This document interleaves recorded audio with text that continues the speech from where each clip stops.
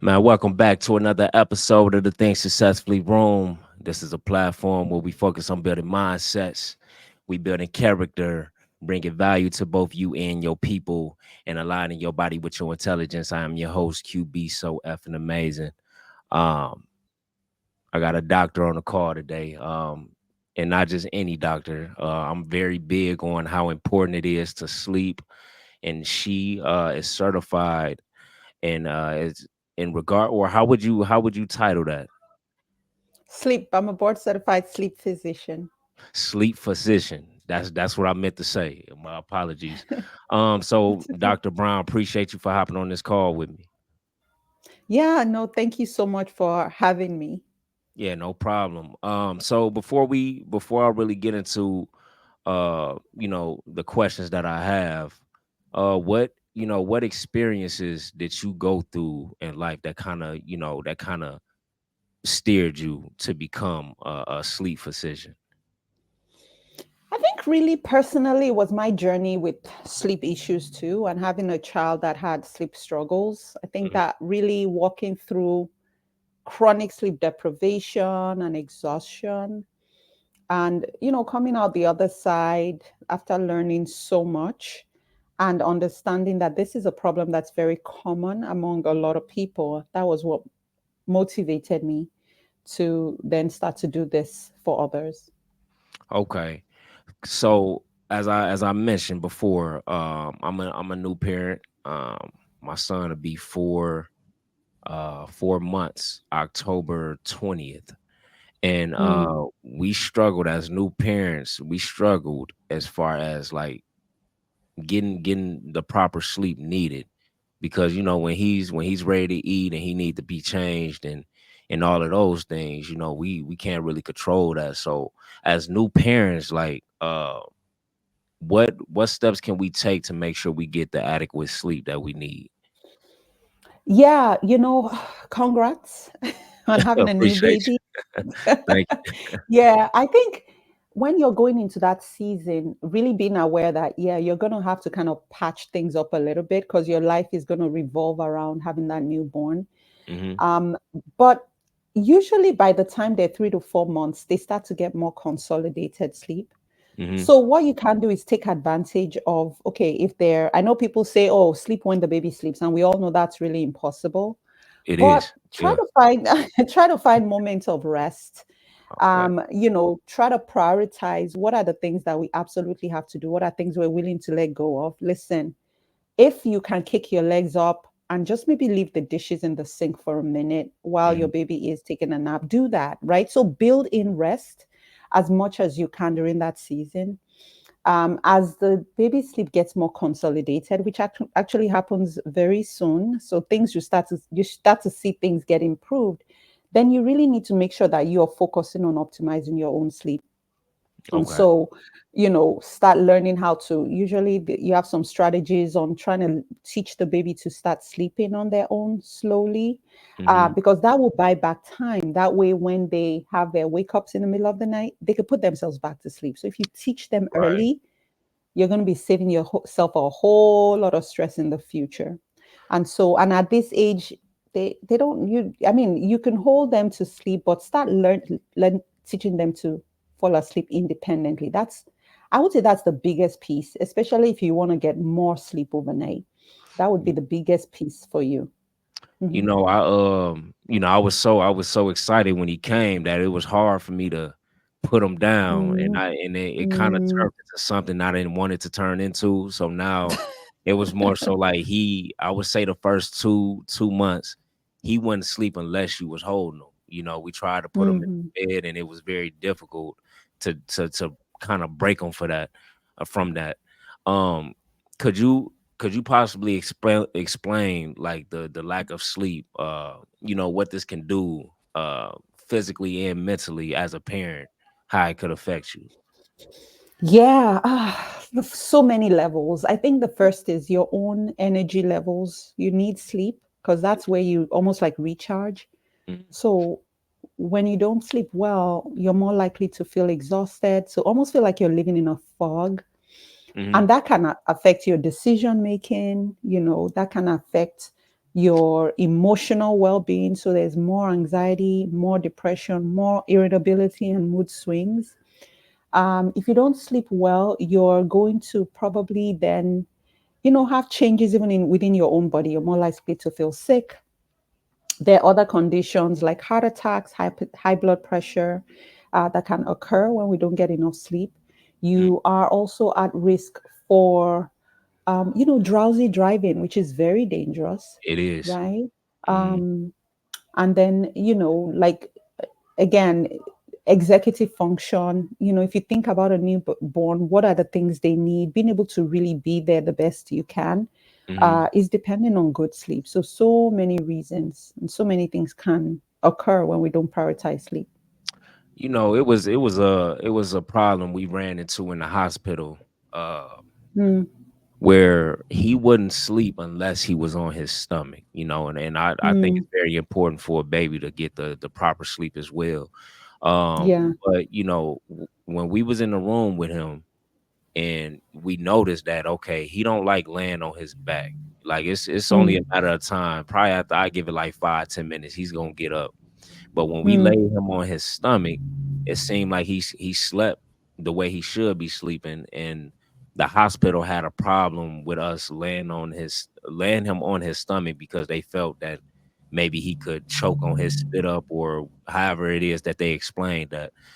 yeah. What's your thoughts on that? Like as a parent, should we follow that or should we do whatever is working for Oh, very important. Within those first 3 months, you really want to put your baby to sleep on their back. Even if they don't like it, they don't know. But it's best for them. It's safest. Back is best. The reason why is that, you know, if they lay on their belly, they don't yet have the strength to turn their heads from side to side. God forbid if their face gets stuck in the mattress, and they're not able to move their head, there's a risk of suffocation. And research has shown that there's a higher chance of sudden infant death syndrome it? in kids who are put on their belly to sleep. So occasional tummy time is okay as long as someone's around to monitor that, but you don't want to get into that habit of them sleeping on their belly. You really want them on their back for safety. As they get older, and then even if you put them on their back and they turn around, as long as they're able to turn themselves back, that's okay. Okay. Um, so appreciate you for clarifying that because it was a time where we kind of got upset because the doctor kind of came Mm, in. He was on his stomach. He was sleeping fine, and the doctor, mm, or the nurse came in, and pretty much mm, took it upon herself to pick him up and lay him on his back. And we yeah, was already exhausted and tired, and I know. they woke him up and left the room and left us to deal with that problem. So we Mm, was upset by that, but yeah. hearing that come from you, considering the fact that you specialize when Mm, it comes to sleep and they don't, that kind of yeah. helps, with clarification. Um, Yeah. Another concern I have is a lot of times I see, obviously when a mother has just had a child, right? She Mm, can't go back to work as soon as she wants to. She has to heal, mhm, right? And then the father, he probably off 2 weeks, 3 weeks at most, at best. mhm. And then he's going back to work, but he's probably working all the time, and she's probably left with the baby majority of the time. What Yeah. methods and strategies can a mother take to make sure that they can get the sleep that they need when her partner is not present? Oh gosh, that is the one of the biggest struggles. If we could solve that, Yeah. listen, we'll be solving half of the world's problems. Mm, I it's like that. it's Yeah. a hard thing, but you got to lean on community. You got to find your people and ask Mhm. for help. Because you're right, most homes, one of the partner has to be working, and so many times the, one somebody has to be home. So a couple of things, and I have a book on this where I spelled it out, 15 things that you can do as a new parent to survive this season. Mhm. But you want to start off, if you were able to do this even before the baby came, where you're like, we need a strategy. the who, the what, the when, and the how. So what does that mean? What do you think you're going to need help with? Everything, right? Except maybe, hopefully not your own self-care, right? And, Right. maybe feeding the baby or whatever. But like groceries, laundry, dishes, whatever it is that you could delegate, like find the people waiting on you to say, help me with this. Many times people want to help, they just don't know how to help us. And guess what? Then they'll Right. give you 3T clothing. Now you have your closet full of clothes and exhausted parents. But if Hmm. you make it clear from the start to say, hey, I don't want to think about food. I don't want to think about what to make. I don't want to think about meal prep. I don't want to think about laundry. And these people can say, you know what? I'm going to give you a gift card to some, I don't know, to take out or order groceries or whatever. That's so important. Or someone say, you know what? We're not just going to come just see the baby and have you try to entertain. We're going to just come and just sit and hold the baby so you can rest. And there are Right. people willing to do that. So leverage help. You need your tribe. You need to find your tribe and put them to work because they do want to help. They just Yeah. don't know how to help.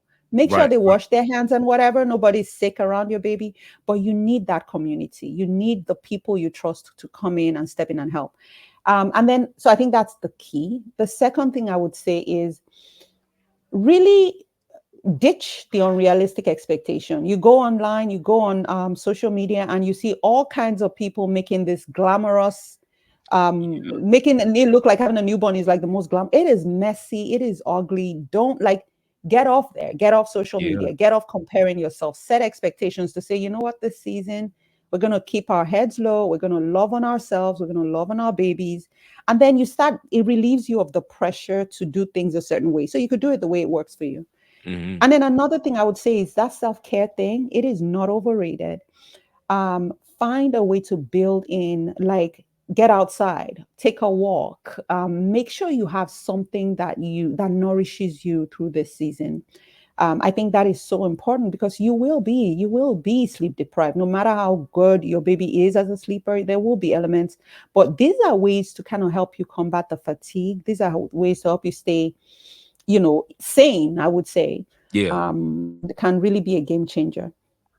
Yeah. I think it was important for me to ask that because a lot of times I don't think as a man, me, I Mm, didn't realize as a man, I didn't realize that at first when throughout all the arguments and everything, I'm not mm. realizing how stressful that could be on the woman. You know what I'm Oh saying? I man. think even Mm, though I'm working, that's still time that I have to kind of gather my thoughts and all of that, not realizing that yeah. she is with the baby Yeah. 24/7.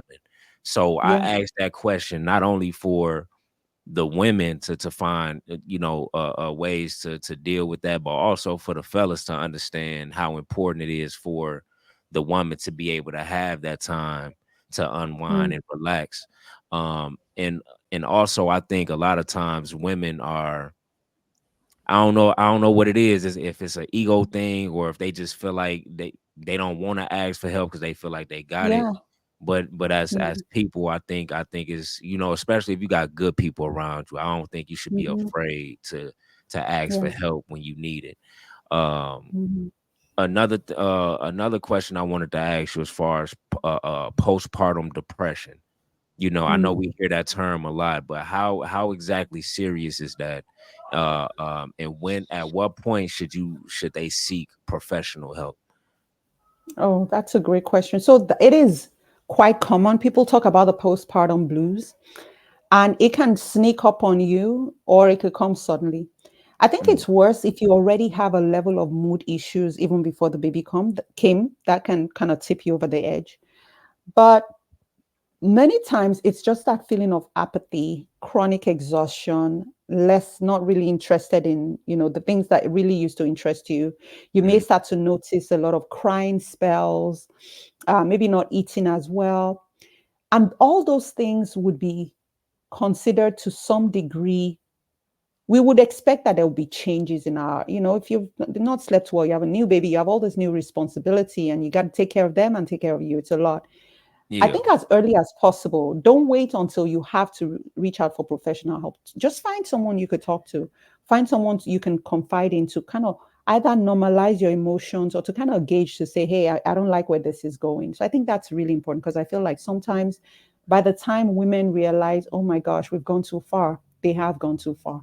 Right. But if during the course of time, you, like I said, you stop really being interested in anything, you have this apathy, you're not even interested in your baby, you're not taking care of yourself at all, you're having very, dangerous thoughts about harming yourself or the child, you need to get out and get help right away.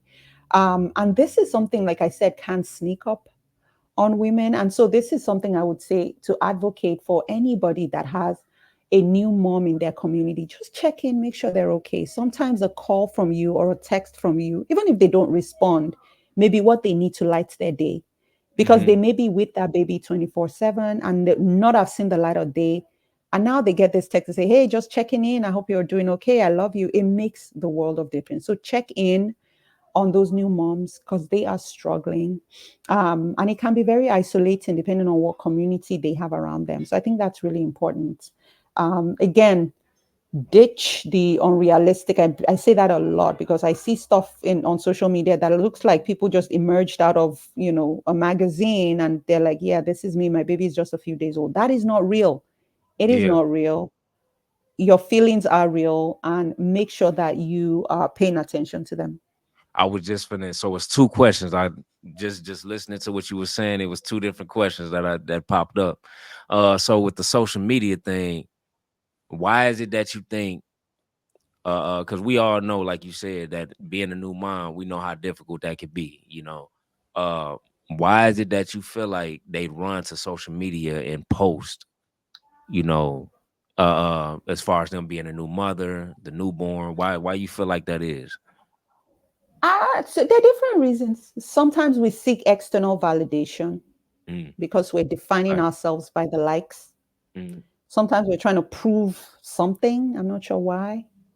Um, Sometimes it may be the intention may be pure in that, oh, this is the best way I can reach the people that I know are in my community that have been asking about me, like, hey, here we are, things like that. So the initial motives will vary. okay. But I think from the people that post compared to the people who are consuming it, like it may hit people the wrong way. So Mm, if you see that mom who she could barely take a shower, and then she looks and sees somebody else who has a kid about her age, her kid's age, looking like all glamorous, like guess what? She's gonna feel bad about herself. right. Yeah. I see a lot of that. I see it Mhm. all the time. Yeah. Uh the next question, this is going back to postpartum depression. Is it Hmm. does it really get to a point to where, they possibly harm themselves or lose some type of emotional connection with the baby? 100%. Mm, That's what we always fear, which is why we say don't leave it alone.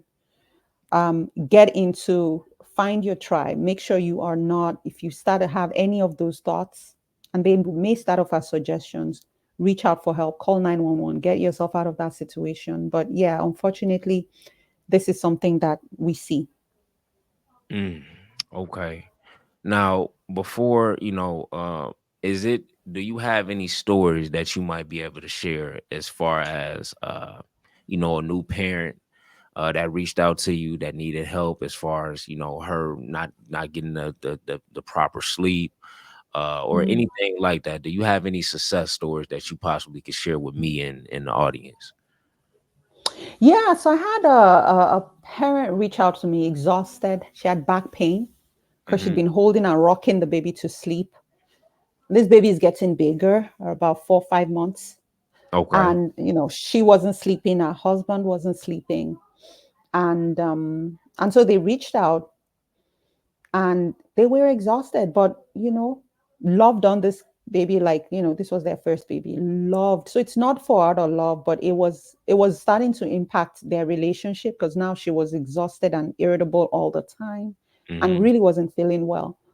And so um she reached out about her sleep and all of that. So what we worked on was on the baby sleep. And so she felt guilty, like, oh, but Every time I put her down, she'll cry. I don't want to put her down. I don't want her to cry. And so we walked through a lot of mindset work to start that Mm-hmm. your baby crying or fussing, not which is not necessarily crying, because by the time I checked, it was like the baby will fuss a little bit and then she would panic and lift and bring the baby and hold the baby again. Your baby fussing is similar to any challenge anybody will experience for the very first time. It's uncomfortable. So right now you're telling this baby, you got this, you could do this by yourself. I'm here for you. She might fuss, but as long as she's not like crying nonstop, she'll Right, settle down. right, right. Because now this love of yours and this obsession about, oh my gosh, I feel I need to hold her all the time is now causing you symptoms like you're suffering. So Yeah. that's where you start to wonder. Eventually you might start to feel almost annoyed that you have to do this. So what did she do? We just focused on her teaching the baby how to sleep independently. So she started gradually, very gradually, right? We start where you are. And all of a sudden she realized, oh, even though her baby would like fuss a little for a few seconds, she literally just went to sleep. So once she was able to put her down and get her to sleep by herself, she didn't need to keep holding her and rocking her all night Right. long, because when a child learns to fall asleep on their own, usually they can put themselves back to sleep if they wake up in the middle of the night. Mm. And back pain is gone, sleep is better, everybody is happier. And this is something that could have gone on for months. So it was I think that was a good success story to show that making sure you teach your baby to sleep well will pay you off on the long run. Dr. Brown, I appreciate you for what you're doing because it's so many people that need this guidance and don't know where to go to get it. So as far as your book, is it Beyond Tired, correct? Yes, yes, it is. Okay. Is this something in that book? I don't want you to give too much, but is this some uh, like how somebody people got the 5 Ds or the five? Is this something like that in that book that you could share with us right now, or should they just get the book? No, I would be more than happy to share. It Okay, is okay. this is my mission. I own a practice, I coach, I do a lot of work, but I cannot reach everybody. So if Right, this right. book will help move the needle forward in your life, Mm, more than happy. So yeah, so I would say, some of the things we talked about, strategies about how to take care of yourself so you can take care of your baby is big. Um, and I would say there's a framework in there that I share on how to create restful sleep habits. This is very fundamental, but is a life changing piece when it comes to sleep for the family.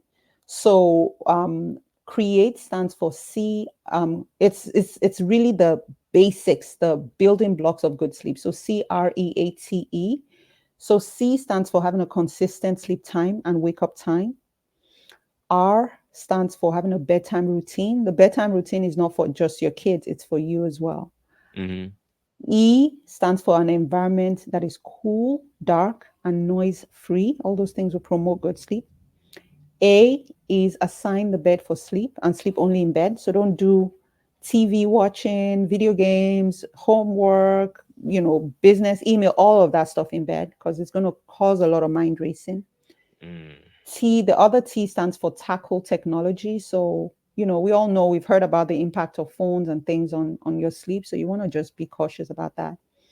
And then the last E stands for eliminate. So think through what are things you're doing that may be getting in your way of sleep. So, heavy meals, drinking caffeine, drinking alcohol before bed, binging on stuff that doesn't feed you, all of those things will impact your sleep.